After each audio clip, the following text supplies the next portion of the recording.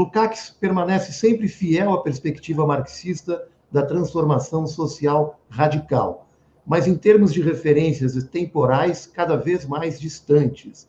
Não é de modo algum surpreendente, portanto, que a lacuna assustadora entre o socialismo realmente existente e sua visão da humanidade, plenamente emancipada, só possa ser coberta pelo postulado da ética como mediação. Gostaria de ouvi-lo um pouco sobre esse postulado do Mesaros e também já engatar uma questão sobre o período entre 1930 e 1945, quando ele se afasta da militância imediatamente político-partidária e participa da organização das lutas antifascistas daquele momento. Toda a sua energia e atividade intelectual serão consagradas a tal participação, principalmente na frente cultural. Gostaria de, na sequência desse postulado do Mesaros, te ouvir um pouco sobre qual o legado que o Lukács traz para as lutas da terceira década do século XXI, lutas antifascistas que o mundo inteiro enfrenta.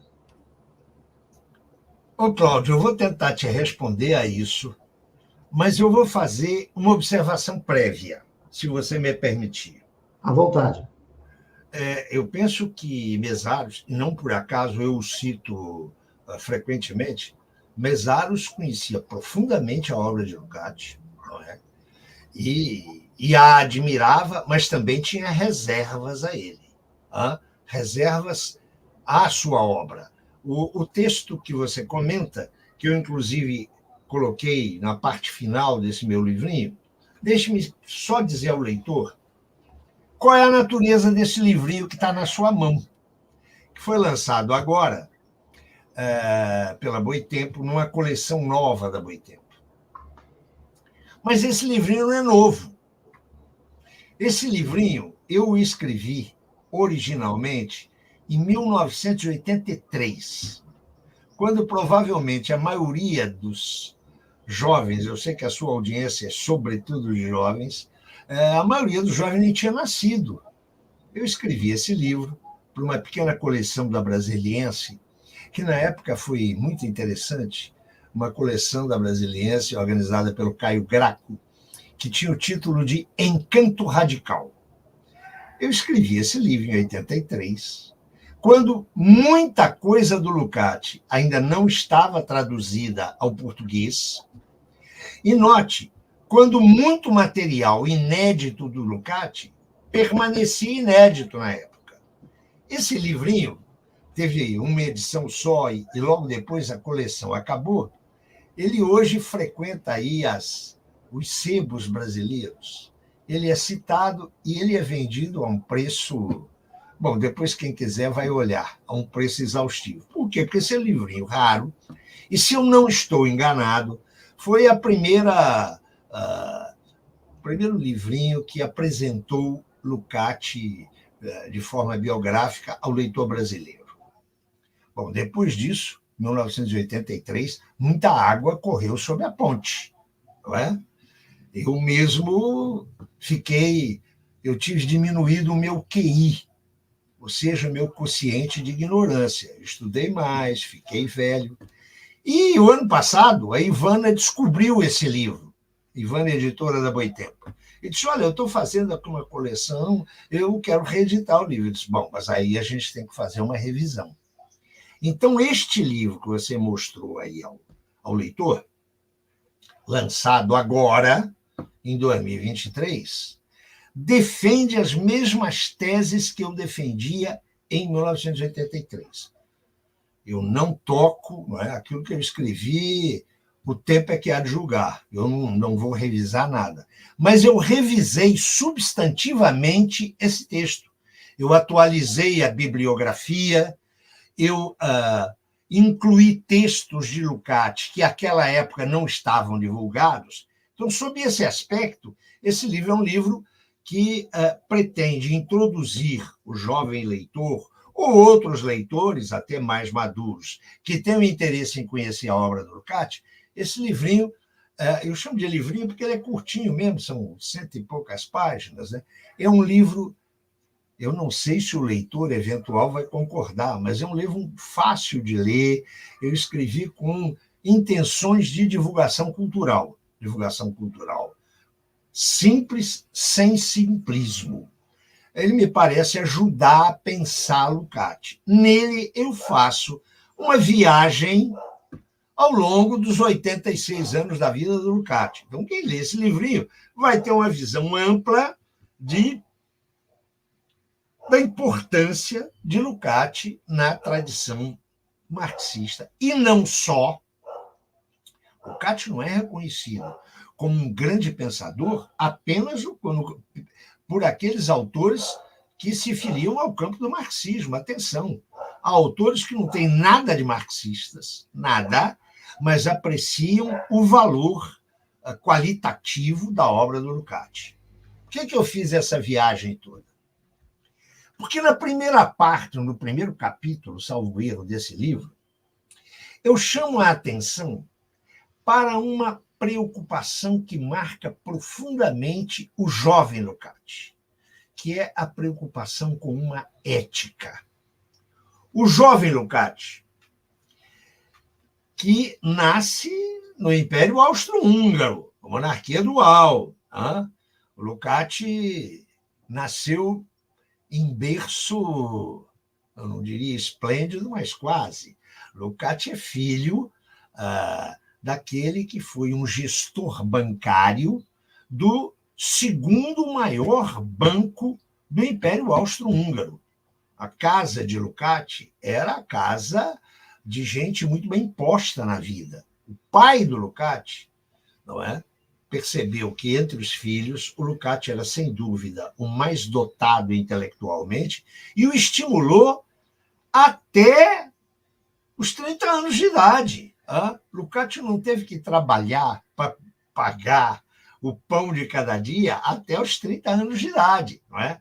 Ele andou por universidades alemãs, ele viveu um tempo estudando artes na Itália. Notem, Lukács teve um início de vida relativamente fácil. Ele se doutora, não é, em Direito e Filosofia no final da primeira década do século XX. E, logo, se torna uma figura extremamente conhecida pelos principais e mais qualificados intelectuais alemães. Não é? Ele foi aluno de Simmel, o sociólogo Simmel, foi amigo de Max Weber. Weber não é um personagem qualquer. Weber tinha relações com Lukács como se Lukács fosse um seu par intelectual. Não tratava Lukács como um discípulo, tratava Lukács como um pensador que tinha luz própria. Este Lukács tinha fortes preocupações éticas. Desde muito jovem, Lukács tem uma posição de repulsa à vida burguesa. Tem uma posição de crítica à vida burguesa. Mas isso não significa que ele era marxista ou socialista, hein? Atenção! Ele era muito influenciado por Kant, pelo clássico Immanuel Kant. Vigorava na cultura alemã. E é importante dizer o seguinte: Lukács nasceu na Hungria, escreveu em húngaro, viveu suas últimas etapas de vida na Hungria, sentia-se húngaro, mas a participação cultural central de Lukács é na cultura alemã. Ele se torna um grande pensador no âmbito da cultura alemã. Pois bem, Lukács se interessa primariamente pelo teatro e na análise do que ele chama o drama moderno, fundamentalmente o drama posterior à Revolução Francesa. E essa preocupação estética do Lukács se acompanha de um forte interesse ético. Por quê? O repúdio o rechaço, a recusa que ele faz ao modo de vida burguês, a vida burguesa, tem inicialmente impulsões, motivações de natureza ética. Ele considera que, no mundo burguês, a realização plena dos homens é impossível. Ele vai se interessar, notem, por debates éticos vinculados à literatura. Nos anos 10, entre 1910 e 1915, 16, ele tem um interesse muito grande e ele estuda cuidadosamente a literatura de Dostoiévski. Ora, nós sabemos que em Dostoiévski a arte e arte literária, é disso que se trata, é um instrumento de enorme revolta e perspectivação ética, morais. Então, a discussão ética está, eu diria, está encravada no centro da reflexão de Lukács. E sabe como é que isso vai aparecer? Mesmo depois que ele se torna marxista. É preciso lembrar, não é, que o Lukács se torna marxista em 1918. Eu já mencionei aqui que ele teve uma influência muito forte kantiana e neokantiana. Quando ele vai para a Alemanha, quando ele vai viver em Heidelberg, a partir de 1912, ele começa a deslizar para sofrer a influência de Hegel, o grande Hegel.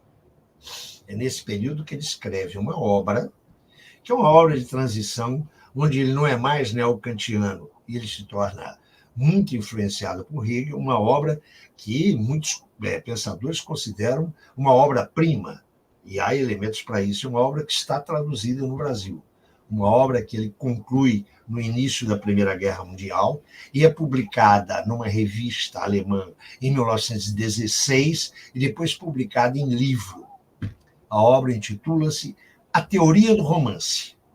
E é curioso que, na discussão dele sobre a teoria do romance como forma literária que ele vai considerar tipicamente burguesa, há uma profunda preocupação ética. Mas essa preocupação, Lukács não vai abandonar quando se torna marxista. Como eu disse há pouco, ele se torna marxista em 1918. E entra para o Partido Comunista Húngaro, que era um partido recém-fundado, no dia 2 de dezembro de 18. Olha, é muito interessante acompanhar esse processo de evolução do Lukács. Ele recusa a ordem burguesa, rechaça o modo de vida burguês, inclusive por razões éticas. A revolução na Rússia, a Revolução de Outubro de 1917, mostra para Lukács que há uma alternativa à vida burguesa. E é preciso dizer, notem, nós estamos falando de 17, quando a barbárie encarnada na Primeira Guerra Mundial já estava chegando ao limite.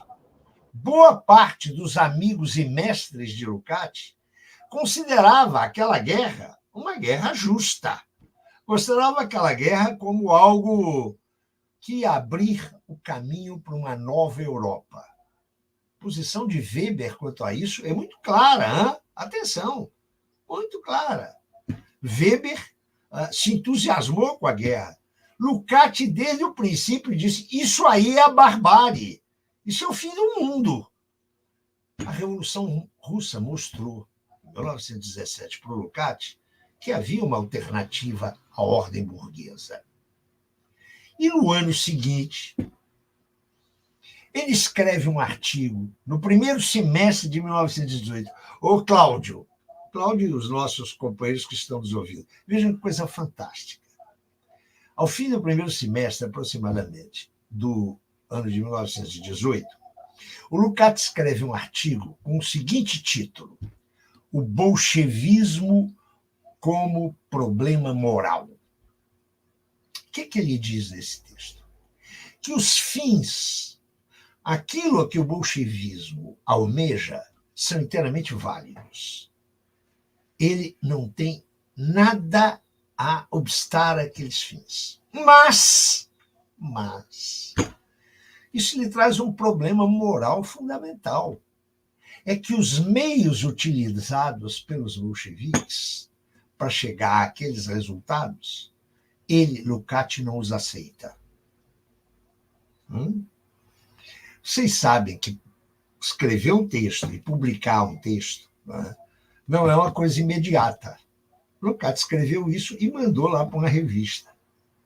Enquanto isso, né, a guerra estava se exaurindo, a Revolução Russa, a Revolução Bolchevique, estava se consolidando, cria-se o Partido Comunista Húngaro e Lukács, no dia 2 de dezembro, entra nesse partido. Vocês sabem que o artigo dele, escrito no primeiro semestre, é publicado logo depois que ele entra para o partido? Olhem que coisa fantástica. Boa parte dos amigos do Lukács não entenderam nada. Disseram, olha, isso aí é uma conversão quase religiosa. Não tinha nada de religioso. Lukács fez uma opção estritamente racional. E não é por acaso que no ano seguinte, já encharcado de marxismo, que ele estudou muito, ele publica um conjunto de ensaios que todos nós consideramos o seu primeiro livro marxista. Sabe como é que é o título do livro? Tática e Ética. Ou seja, o Lukács que adere ao marxismo, e esse é o grande ponto de inflexão da sua vida. É aí que vai nascer um novo Lukács. Mas ele continua com uma preocupação profundamente ética. Eu diria que essa preocupação, essa busca de uma ética, a partir agora dos referenciais teóricos de Marx, vai acompanhar Lukács até seus últimos dias. Note, você mencionou, Cláudio, as duas obras monumentais do último Lukács, não é? A Estética, cujo primeiro volume foi publicado pela Boitempo, com uma longa introdução minha, e a Ontologia do Ser Social, que tem duas versões, ambas já publicadas aqui no Brasil, pela Boitempo. Quando ele conclui a Estética e manda para a editora em final de 1962.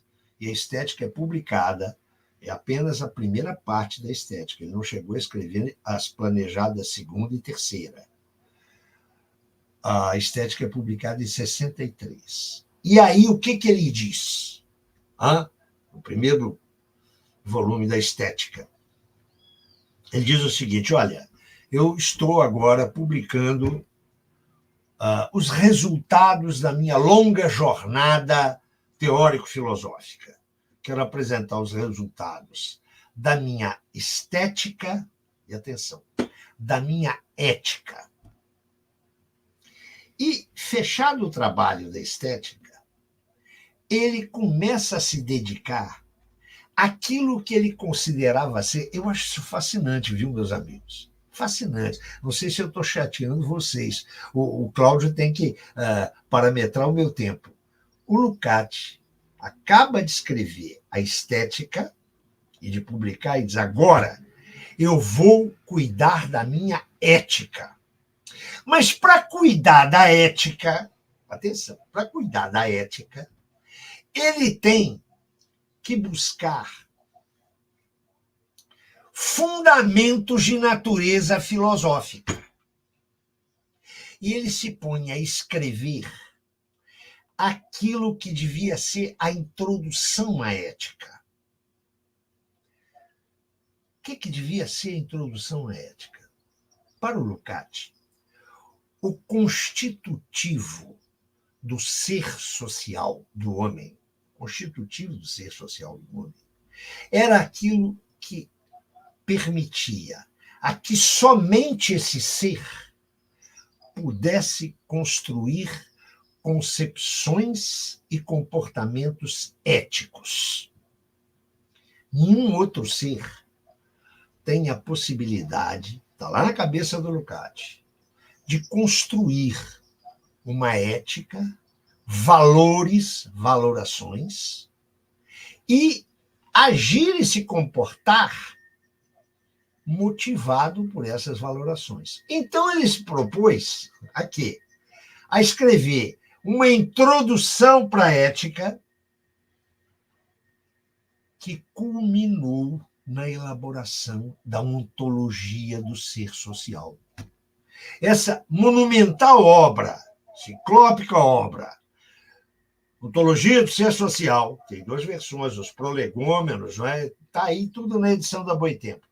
Era para ser a introdução à ética dele. Ele abandonou a ideia da ética para escrever a sua fundamentação. Ele não abandonou completamente.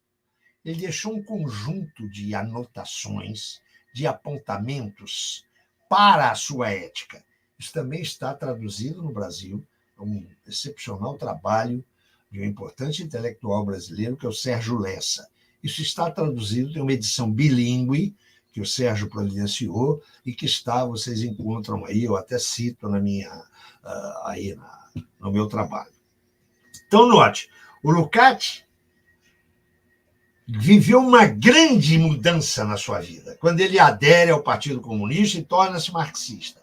Mas as preocupações éticas, e é por isso que o Mesaros faz aquela observação lembrada pelo Cláudio. Não é? O Lukács vai dizer, olha, ele não escreveu a ética. O Mesaros tem uma teoria sobre isso. Ele vai dizer, olha, Lukács não solucionou a ética, não é porque ele teve tempo ou porque ele morreu. Porque a visão que ele, Lukács, isso é a tese do Mesaros, hein? A visão que ele, Lukács, tinha da experiência socialista da União Soviética impediu de desenvolver um trabalho ético. A discussão é uma discussão enorme, imensa, mas o que a mim me chama a atenção é que essa reflexão que vai carregar sempre uma impostação ética está no jovem Lukács e atravessa toda a obra de Lukács e chega até ao seu projeto, que ele não desenvolveu, dos anos 60. Mas a pergunta do Cláudio, se eu entendi, é outra.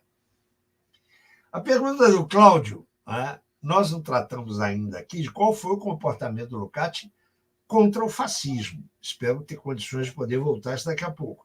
Mas a questão do Cláudio é uma provocação da melhor qualidade. E agora?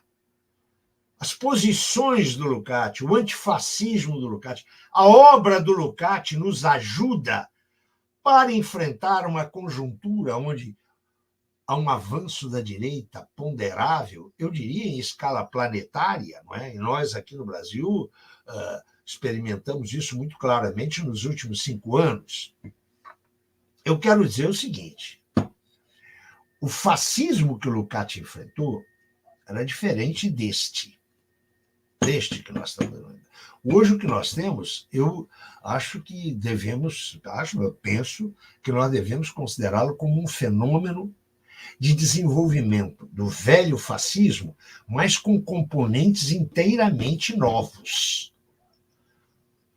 O neofascismo que aí está traz em si toda a carga deletéria, desumanizante, eu diria barbarizante, do fascismo que o mundo conheceu na primeira metade do século XX. Mas atenção, ele tem elementos novos. Eu vou chamar a atenção para os elementos novos rapidamente. Primeiro, ele não tem o contraponto de uma classe operária forte e organizada. As transformações do capitalismo pós-1970 levaram a transformações profundas, bastante estudadas, inclusive pelos nossos amigos brasileiros, como o Ricardo Antunes, não é? Hoje o Rui Braga, que fala em precariato, etc. Não há aquilo que o Lukács tinha como suporte, um protagonismo da classe operária como resistente ao antifascismo. E, atenção, fascismo clássico encontrou um adversário fundamental do ponto de vista da organização política na União Soviética. Apesar de toda a filmografia norte-americana, não é? Foi a União Soviética responsável pela derrota, a principal responsável pela derrota do fascismo. Hoje, qual é a grande força estatal que se opõe ao neofascismo? Então, nós estamos em condições muito difíceis. Mas eu respondo, o Lukács tem uma grande contribuição aos democratas de hoje, aos democratas que se dispõem a resistir ao novo fascismo. É o exemplo dele no plano da política cultural. Lukács insistia que uma cultura capaz de resistir ao fascismo tinha que recuperar a grande herança cultural do passado, o que ele chamava de realismo crítico. Então, para Lukács, Goethe, Heine, Thomas Mann eram aliados objetivos na luta contra o fascismo. Atenção, Goethe, lá atrás, né? O classicismo alemão. Lukács entendia que a herança cultural do passado deveria e poderia fomentar uma cultura de resistência efetiva ao fascismo. É por isso que ele vai valorizar tanto, não é, autores, não apenas os clássicos, como Goethe. Ele vai dizer, olha, essa gente não está ultrapassada, não. Goethe tem elementos substantivos para a construção de uma nova sociabilidade. E ele vai admirar, como grande romancista da primeira metade do século XX, Thomas Mann, um autor burguês, atenção, burguês. Mas ele via na obra de Thomas Mann elementos absolutamente necessários para a resistência cultural. Mas atenção, o contributo do Lukács para hoje não é apenas na defesa da grande herança literária do passado. Lukács tratou duramente aqueles intelectuais alemães que, sem serem fascistas, atenção, que sem serem fascistas, desenvolviam posições irracionalistas que abriram o caminho para o fascismo. Há um trabalho do Lukács que frequentemente é considerado muito ruim por aquele segundo grupo de autores que crê que Lukács, depois de 1923, se rendeu ao stalinismo. É um livro monumental que está traduzido no Brasil, editado, salvo erro, pelo Coletivo Veredas ou pelo Instituto Lukács, A Destruição da Razão, onde ele faz um estudo da evolução da filosofia alemã do pós-Revolução Francesa até a ascensão de Hitler. E ele vai dar um tratamento muito duro, por exemplo, a Nietzsche, que ele considera um grande pensador, mas ele considera que Nietzsche, para ele, o fundador do moderno irracionalismo, abriu o caminho para a barbárie fascista, não é? Porque o irracionalismo é um dos componentes fundamentais da cultura fascista. Atenção. Então, o combate que Lukács travou nos anos 30 e 40, no plano cultural estrito senso, né? Literatura e artes, e no plano da filosofia contra o irracionalismo, hoje nos é extremamente útil na luta contra o neofascismo. Porque, embora o neofascismo tenha elementos, eu diria, distintos do fascismo clássico, esse componente, notem, de repúdio à razão, de irracionalismo. Mas nós vimos isso aqui no Brasil. Me perdoe, por favor, essa tosse. Nós vimos isso, o negacionismo da ciência. Não precisa de vacinar, não deve vacinar.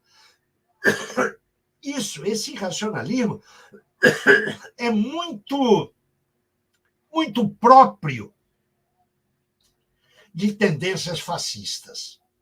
Então, eu diria, o Cláudio, que há no Lukács uma força teórica que nos aporta elementos para uma luta consequente em face do neofascismo. Mas há uma outra dimensão da obra do Lukács, que são os seus estudos, os seus ensaios, as suas entrevistas claramente políticas.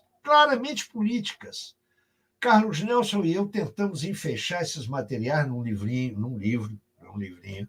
numa trilogia de textos de Lukács que nós publicamos. Nós publicamos textos basicamente políticos. Mas há um farto material de Lukács, colocando o que ele entende por democracia, o que ele entende por democracia na vida cotidiana.